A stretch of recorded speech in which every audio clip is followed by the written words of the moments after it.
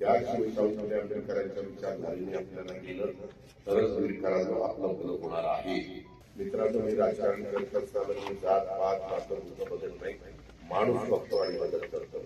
हिंदवी स्वराज्याची स्थापना छत्रपती शिवाजी महाराजांनी केली।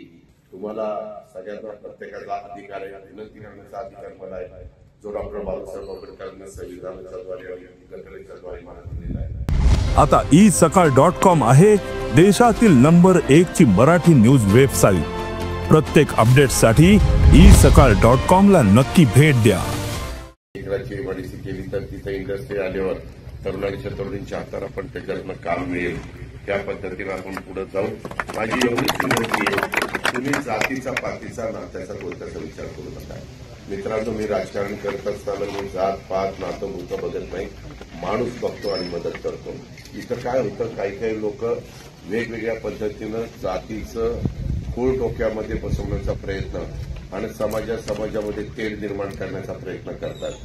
हिंदवी स्वराज्याची स्थापना छत्रपती शिवाजी महाराजांनी केली, त्यावेळेस त्यांनी 18 पगड 12 बलुतेदारांना बरोबर घेऊन हिंदवी स्वराज्य स्थापन केलं।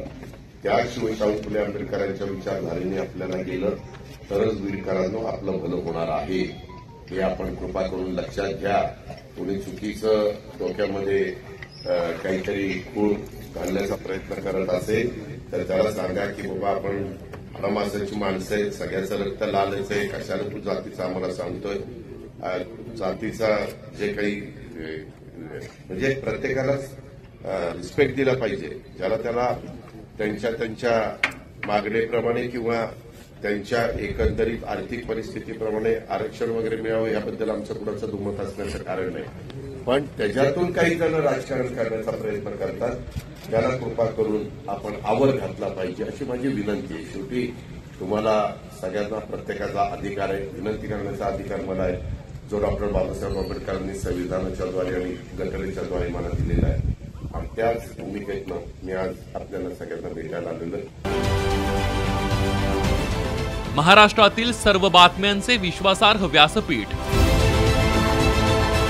सकाळच्या सर्व सोशल मीडिया प्लॅटफॉर्मला लाईक, फॉलो आणि सबस्क्राईब करा।